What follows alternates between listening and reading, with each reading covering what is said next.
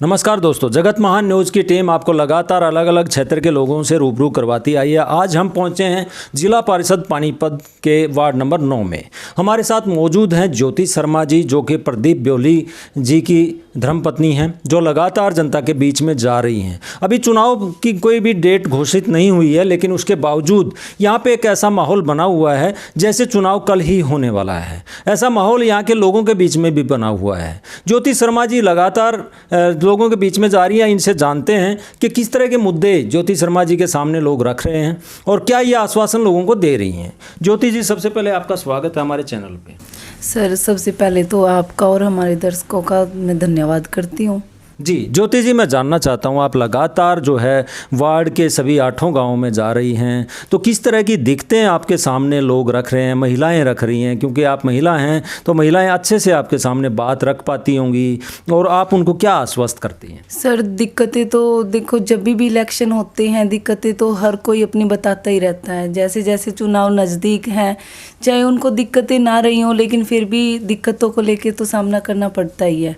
जी, अब जैसे दिक्कतों की लेके चलें तो सबका यही क्वेश्चन होता है कि पहले भी पार्षद बने हैं, पहले भी एमएलए एमपी बने हैं, सरपंच बने हैं, कोई हमारे लिए कुछ नहीं करता, गांव में नहीं आता, शकल नहीं दिखाता। ये सारे, एक तो सबसे पहला मुद्दा यही रहता है उनका कि बनने के बाद कोई उनके बीच में नहीं जा पाता है। दूसरी बात उनकी ये रहती है कि हमारे गाँव में साफ़ सफाई की सुविधा अच्छी नहीं है, पानी की सुविधा नहीं है।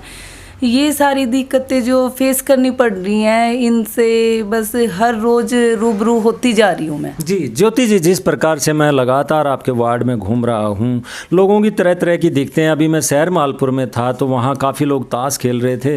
उन्होंने मेरे को उसी समय सामने दिखाया कि आप ये देखिए, सामने तालाब में क्या मतलब घास उगी हुई है, बुरे हालात गाँव के हैं, कोई हमें पूछने नहीं आता है। और भी बहुत सारे गाँव में जो है लोगों ने कहा है कि हमारा कैंडिडेट जो पिछला था हमने उसकी शक्ल तक नहीं देखी। तो आपसे क्या हम आश्वस्त करें लोगों को कि भी आप अगर जीतती हैं इस एरिया से तो लोगों के बीच में जाएंगी और लगातार लोगों से मिलती रहेंगी, तो उनका समस्याओं का समाधान करेंगी?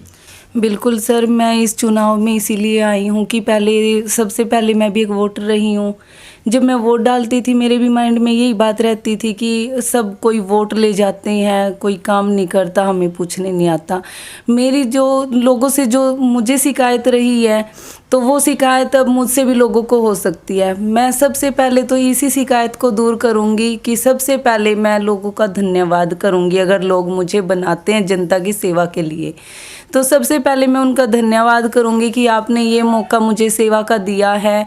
मैं इसको पूरी ईमानदारी और निष्ठा से आप सबके कार्य करूंगी। आप सबके बीच में हर महीने के 1 शनिवार इतवार, मेरे 8 गांव हैं और महीने में 4 शनिवार 4 इतवार जो होते हैं, एक हर गांव को दूंगी। जी ज्योति जी, मैं आपको बात करना चाहता हूँ। जिस प्रकार से एमएलए यहाँ से चुना जाता है या यहाँ से एमपी चुना जाता है या पार्षद चुना जाता है, लेकिन वो जनता की सुध लेने के लिए दोबारा नहीं जाता है। तो आप कह रही हैं कि मैं ज़रूर लोगों के बीच में रहूँगी और लोगों की समस्याओं को भी सुनूंगी और लोगों का पूरा साथ दूंगी। तो मैं बात करूं अगर डेवलपमेंट की इस क्षेत्र में, महिलाओं के लिए काम करने की, युवाओं के लिए काम करने की, बुजुर्गों के लिए काम करने की, पहले भी आपसे बात हुई है, तो आप क्या आश्वस्त करेंगी कि वो चाहते हैं कि अच्छा लीडर हमें मिले, हमारी मुद्दों को लीड करे, तो क्या कहना चाहेंगी सर? सर देखो, काम को ही लेके लोगों की शिकायत रहती हैं। अगर जनता के बीच में हम 10% भी काम करें तो लोगों की शिकायतें दूर हो जाती हैं। और लोगों को क्या चाहिए, जैसे महिलाओं को है, आज वैसे तो लेडीज और जेंट्स में कोई फ़र्क नहीं है, कंधे से कंधा मिला के लेडीज़ पूरा हाथ बटाती हैं घर में। फिर भी जो शिकायतें, जो घर से बाहर नहीं निकल सकती, उनके लिए सिलाई सेंटर है, पार्लर का काम है, बहुत सी सुविधाएं ऐसी है जो घर पे रह के एक रोजगार भी उनको मिल पाए और वो अपने लिए काम भी कर पाएँ, उनका थोड़ा सा माइंड भी फ्रेश हो जाए। पार्कों की सुविधाएं हैं, पार्कों में भी सुबह शाम लेडीज जो हैं आजकल सब योगा पे ध्यान दे रहे हैं, योगा करते हुए बीमारियों से भी दूर रहें, मेल जोल भी हो, एक कम्युनिटी अच्छी बन जाती है उस चीज़ को लेके। तो मेरे मन में तो जी देखो, मैं यही प्लानिंग करके चली हूँ, जिस चीज़ की जहाँ पे जो सुविधाएं हो सकती है मैं बढ़ चढ़ के उनमें पूरा भाग लूँ। ज्योति जी, मैं आपसे जानना चाहता हूँ, मैं जिस भी गांव में गया आपके 9 नंबर वार्ड के अंदर, तो वहाँ पे कैंडिडेट बदल जाता है लेकिन आपका नाम मुकाबले में सबके साथ रहता है। तो ऐसा क्या आपके परिवार ने या आपके पति ने या आपने क्या किया है, क्या उन लोगों के बीच में रहे हैं और क्या इस क्षेत्र के लिए करते रहे हैं आप? मेरे परिवार का राजनीति से कोई संबंध नहीं रहा है पहले भी, और मतलब अब जो हमने स्टेप रखा है ये इसीलिए रखा है कि प्रदीप जी समाज सेवा में हमेशा रहे हैं और हर एक सेवा पैसे से नहीं की जा सकती है। उन्होंने पैसे से भी बच्चों को जैसे खेलों में सम्मानित करना और समाज के कामों में और भी बढ़ चढ़ के भाग लेना, तो ये सब उनके मन में रहता था और मुझे भी देख के उनको ये लगता था कि ज्योति एक अच्छी नेता बन सकती है, एक अच्छी लीडर है। मेरे को घर में भी अपनी चलाने का बड़ा अच्छा लगता था कि सब मेरे फेवर में चले, ऐसे चले, ये करे वो करे। तो एक मैनेजमेंट देख के उनको लगता था कि हम कुछ कर सकते हैं।